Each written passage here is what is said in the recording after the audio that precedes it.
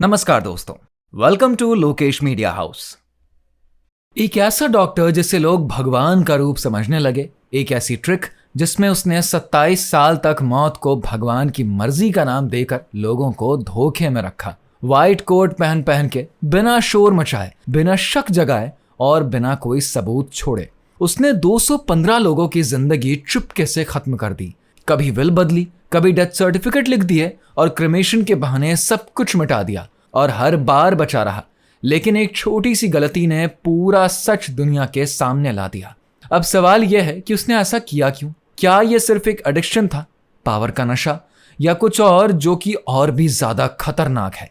जी हाँ, हम बात कर रहे हैं डॉक्टर डेथ की। तो चलिए शुरू करते हैं इस खौफनाक सफर को। दोस्तों, अगर आपको शॉकिंग रियलिटी, हिडन ट्रुथ और रियल लाइफ ड्रामा पसंद है तो ये वीडियो आपके लिए ही बना है। प्लीज लाइक, शेयर और सब्सक्राइब करें। हेरोल्ड फ्रेडरिक शिपमैन का जन्म 14 जनवरी 1946 को नॉटिंघम के बेस्टवुड एस्टेट में एक नॉर्मल वर्किंग क्लास फैमिली में हुआ। पापा एक लॉरी ड्राइवर और माँ घर संभालती थी। हर बच्चे की तरह शिपमैन भी अपनी माँ के बहुत क्लोज था, मतलब माँ ही उसकी दुनिया थी। हेरोल्ड बचपन में थोड़ा शर्मीला था, लेकिन पढ़ाई में सुपर शार्प और दिमाग से काफी चालाक। सब कुछ सही चल रहा था, लेकिन उसे सबसे बड़ा झटका महज 17 साल की उम्र में लगा जब उसे पता चला कि उसकी माँ को लंग कैंसर है। हर एक गुजरते दिन के साथ शिपमैन ने अपनी माँ को कमजोर होते देखा। वो एक चीज बड़े गौर से देखता, जब भी माँ को दर्द होता था डॉक्टर्स उन्हें मॉर्फिन का इंजेक्शन देते थे जिससे वो सो जाती। यह सब हेरोल्ड अपनी आंखों से देखता और हर रोज अंदर ही अंदर थोड़ा थोड़ा टूटता चला गया। फिर 21 जून 1963 को जब उसकी मां चल बसी तो हेरोल्ड भी अंदर से पूरी तरीके से टूट गया। समय बीतता गया।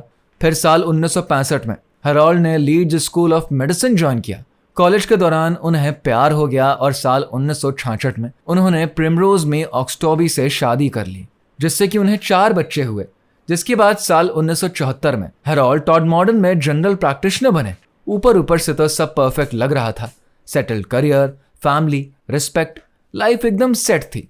पर इसी वक्त से सब कुछ धीरे धीरे बदलने लगा। जिस मॉर्फिन को उसने माँ के दर्द को कम करने वाला कंफर्टर समझा था, अब वो ही उसके हाथों लोगों के लिए मौत का जरिया बनने लगा। दरअसल शिपमैन के अंदर का शैतान पहली बार साल 1975 में सामने आया जब उसने पेथिडाइन, एक ओपियोइड पेन किलर के लिए फेक प्रेस्क्रिप्शंस लिखने शुरू किए। ये ड्रग उसने अपने पर्सनल यूज के लिए मंगाया था, लेकिन धीरे धीरे उसे उसका एडिक्शन हो गया। जब ये राज खुला तो हेरोल्ड की जॉब चली गई। 600 पाउंड्स का फाइन भी लगा और उसे एक रिहैब सेंटर में भेज दिया गया।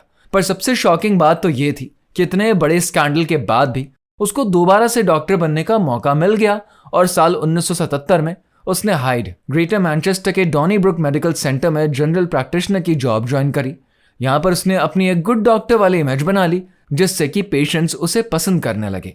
वो बूढ़े लोगों से प्यार से बात करता, उनके घर तक विजिट करता, जिससे कि सब लोगों को लगता ये तो एक आइडियल डॉक्टर है। लेकिन यहीं से हेरोल्ड का असली गेम शुरू हुआ।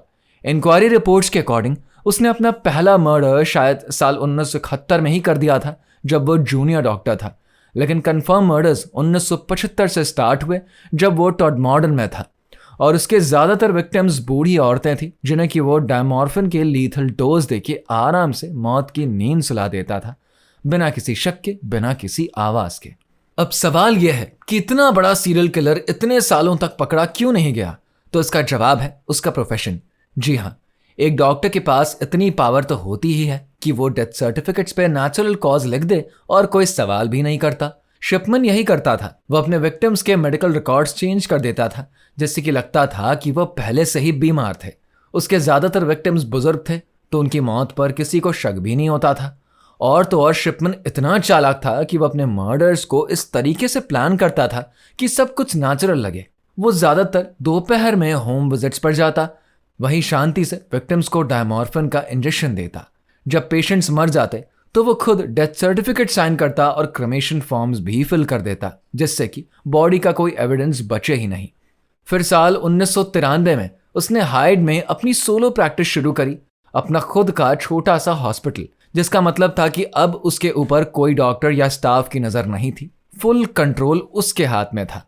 लेकिन जितना शिपमैन स्मार्ट था, उतनी ही तेजी से लोगों को शक भी होने लगा।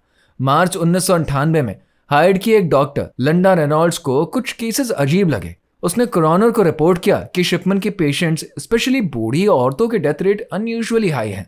कोरोनर ने तुरंत पुलिस को इन्वेस्टिगेट करने को बोला, लेकिन प्रॉब्लम यह थी कि पुलिस ने काम सीरियसली नहीं लिया। इनएक्सपीरियंस्ड ऑफिसर्स भेज दिए जो कि प्रॉपर इन्वेस्टिगेशन कर ही नहीं पाए। कोई सॉलिड एविडेंस नहीं मिला और केस चुपचाप बंद कर दिया गया। लेकिन शिपमैन वहीं नहीं रुका। इन्वेस्टिगेशन बंद होते ही उसने 3 और लोगों को मौत की नींद सुला दिया, बिना किसी डर, बिना किसी रुकावट के। लेकिन आपने एक कहावत तो सुनी ही होगी कि जो चीज रफ्तार से ऊपर जाती है वो उससे दुगनी तेजी से नीचे भी आती है, और ये कहावत शिपमैन पे बराबर बैठती थी। शिपमैन का डाउनफॉल तब शुरू हुआ जब उसने एक ऐसी गलती कर दी जिसने उसके पूरे प्लान को ही एक्सपोज कर दिया। 24 जून 1998 को उसने अपनी पेशेंट कैथलीन ग्रंडी को मारा, एक 81 साल की रिस्पेक्टेबल लेडी जो कि हाइड की मेयर भी रह चुकी थी। इस बार शिपमैन सिर्फ मर्डर तक नहीं रुका, बल्कि उसने एक फेक विल भी बनाई। उस विल के अकॉर्डिंग ग्रंडी ने अपनी पूरी प्रॉपर्टी लगभग 3,86,000 पाउंड शिपमैन के नाम कर दी थी। ग्रंडी की बेटी एंजेला वुडरफ, जो कि एक वकील थी, उसने जब विल देखी तो तुरंत उसके डाउट्स ट्रिगर हो गए। सिग्नेचर ग्रंडी के हैंडराइटिंग से मैच नहीं कर रहे थे और वर्डिंग भी अननेचुरल थी। एंजेला ने बिना टाइम वेस्ट किए पुलिस को इन्फॉर्म किया, और जब पुलिस ने कैथलीन ग्रंडी की बॉडी एग्जामिन करवाई और पोस्टमार्टम हुआ तो पता चला कि उसके सिस्टम में डायमॉर्फिन का ओवरडोज था, वही मेथड जो कि शिपमैन पहले से यूज करता हुआ आ रहा था। अब केस सिर्फ एक सस्पिशियस डेथ का नहीं रहा, ये एक फाइनेंशियल फ्रॉड प्लस मर्डर का सीरियस कॉम्बो बन गया था। पुलिस ने शिपमैन के घर पे रेड मारी और वो ही ब्रदर टाइपराइटर मिला जिससे कि फेक वाली टाइप करी गई थी। जिसके बाद पुलिस ने शिपमैन के पिछले सालों के पेशेंट्स की डेथ रिकॉर्ड्स खोल के देखे और उनमें एक पैटर्न क्लियर दिखने लगा। उसके ज्यादातर विक्टिम्स बूढ़े लोग थे, सबको डायमॉर्फिन दिया गया था और डेथ सर्टिफिकेट शिपमैन ने ही साइन किया था। और फिर फाइनली 7 सितंबर 1998 को शिपमैन को अरेस्ट किया गया। इनिशियली उस पर 15 मर्डर्स और एक फॉर्जरी का केस बना। ये सब साल 1995 से 1998 के बीच के केसेस थे, लेकिन जैसे जैसे इन्वेस्टिगेशन आगे बढ़े, डेथ्स रिवील होने लगे और शिपमैन को लगा कि बचने का कोई रास्ता बचा ही नहीं है, तो उसने एक इंक्वायरी में कंफर्म किया कि उसने कम से कम 215 लोगों को मारा था। लेकिन इसके अलावा भी 45 और मर्डर्स में शिपमैन का नाम सस्पेक्टेड था। इन सबके बाद शिपमैन का ट्रायल 5 अक्टूबर 1999 को प्रेस्टोन क्राउन कोर्ट में स्टार्ट हुआ। चार्जेस थे 15 मर्डर्स और एक फॉर्जरी, जो कि ग्रंडी का फेक विल था। उसके लॉयर्स ने ट्राई किया कि ग्रंडी का केस अलग से सुना जाए क्योंकि उसमें फाइनेंशियल मोटिव था, लेकिन कोर्ट ने मना कर दिया।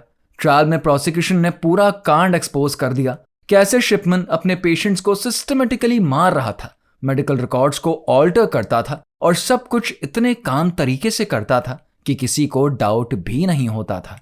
लेकिन शिपमैन कोर्ट में अपने बयान से पलट गया।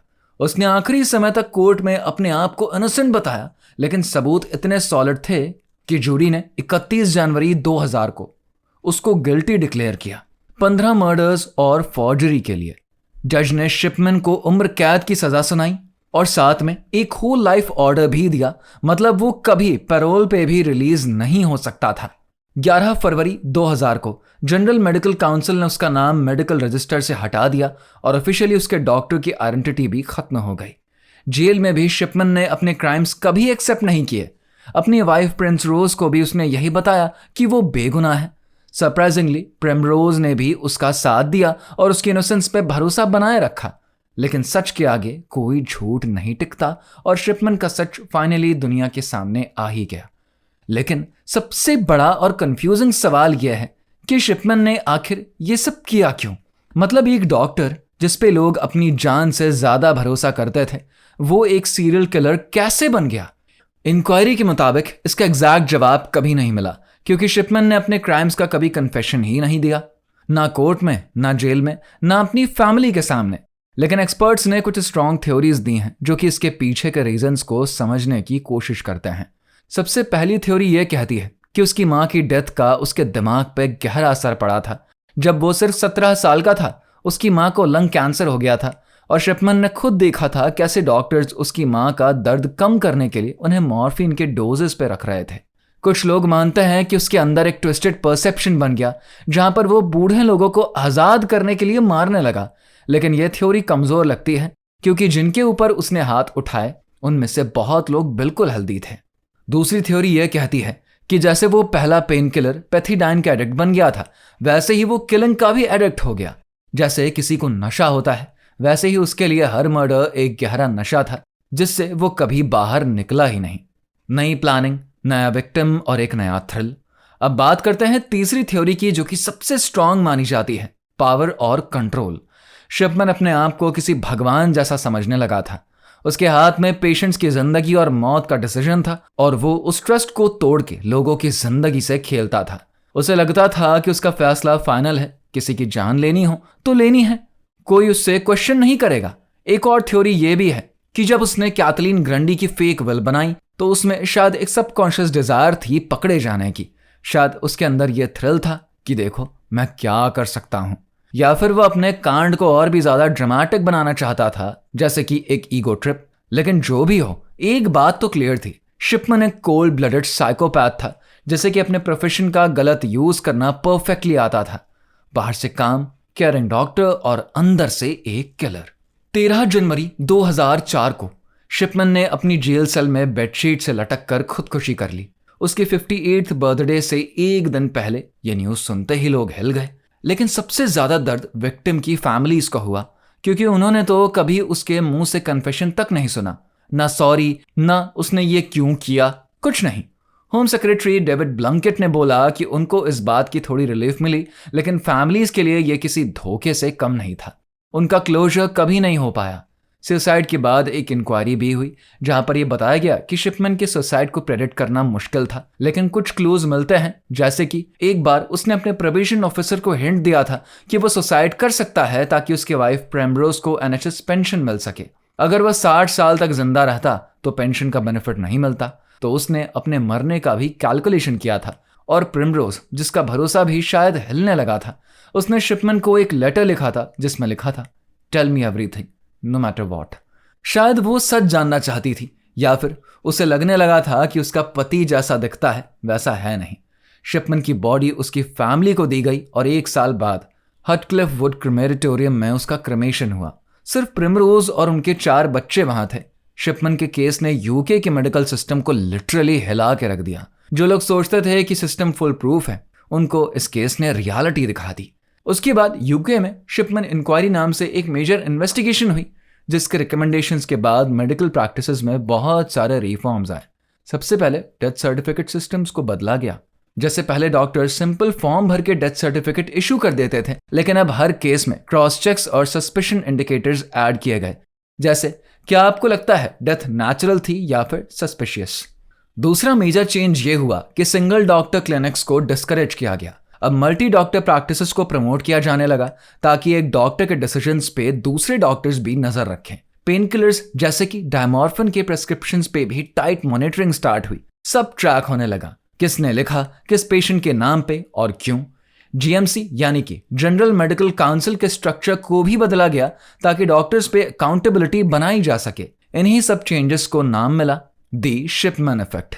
लेकिन हर रिफॉर्म का साइड इफेक्ट भी होता है। कई डॉक्टर्स जो सच में पेशेंट्स की पेन रिलीफ के लिए मेडिसिन देते थे, उन्होंने प्रिकॉशंस के चक्कर में पेन किलर्स देने ही कम कर दिए, जिसका असर उन लोगों पे पड़ा जो कि जेन्युइनली तकलीफ में थे। वो पेशेंट्स अननेसेसरी पेन झेलते रहे सिर्फ इसीलिए क्योंकि सिस्टम अब और चौकन्ना हो गया था। और आज भी शिपमैन का नाम दुनिया के मोस्ट डेंजरस सीरियल किलर्स में लिया जाता है। उसके ऊपर डॉक्यूमेंट्रीज, बुक्स और ड्रामास भी बन चुके हैं। टीवी का एक ड्रामा आया था, हेरोल्ड शिपमैन डॉक्टर डेथ, जिसमें कि जेम्स बॉलम ने उसका रोल प्ले किया। बीबीसी की एक डॉक्यूमेंट्री भी बनी थी, the Shipman files, a very British crime story, जो विक्टिम्स पे फोकस करती थी। इसके अलावा एक डार्क कॉमिक स्ट्रिप भी निकली थी, Harold and Fred they make ladies dead, जो कि बाद में बहुत क्रिटिसाइज हुई क्योंकि उसने विक्टिम्स की फैमिलीज को हर्ट किया। आज भी अगर मेडिकल सीरियल किलर्स की बात होती है ना, तो शिपमैन का नाम रेफरेंस के रूप में यूज होता है। एक्सपर्ट्स उसके केस को एनालाइज करते हैं ताकि समझा जा सके कि ऐसा राक्षस को कैसे पकड़ा जाए, कैसे उनका पैटर्न डिटेक्ट किया जाए, क्योंकि उसका केस एक टेरिफाइंग एग्जाम्पल था कि जब एक सिस्टम फेल करता है तो नतीजा कितना खतरनाक हो सकता है। शिपमैन की कहानी एक सबक है। एक डॉक्टर जिसको सोसाइटी भगवान मानती है, वो कैसे एक राक्षस बन गया। उसने अपने प्रोफेशन का मुखौटा पहना और 27 साल तक शक्ल पे मुस्कान लेकिन हाथों में मौत छुपा के घूमता रहा। और आखिर में एक छोटी सी गलती, एक फेक बिल ने उसका पूरा गेम एक्सपोज किया। उसने सिर्फ लोगों को नहीं मारा, उसने सिस्टम पे से लोगों का भरोसा भी मार दिया। लेकिन इस केस ने यह भी दिखाया कि ब्लाइंड ट्रस्ट कितना खतरनाक हो सकता है। और अब असली सवाल यह है, क्या शिपमैन के बाद सिस्टम वाकई इतना स्ट्रांग हो गया है कि ऐसे लोग दोबारा सिस्टम के अंदर घुस ही ना सकें? क्या हॉस्पिटल्स, क्लिनिक्स और मेडिकल काउंसिल्स ने वाकई में सबक ले लिया है? क्या हर डॉक्टर के डिसीजंस पे अब प्रॉपर नजर रखी जा रही है, या फिर कहीं किसी छोटे से शहर में, किसी छोटे से क्लिनिक में एक और शिपमैन अपना काम साइलेंटली कर रहा है? आपको क्या लगता है? अपना जवाब हमें नीचे कमेंट करके जरूर बताइए। अगर आप हमारे चैनल पर नए आए तो चैनल को प्लीज सब्सक्राइब करना बिल्कुल ना भूलें।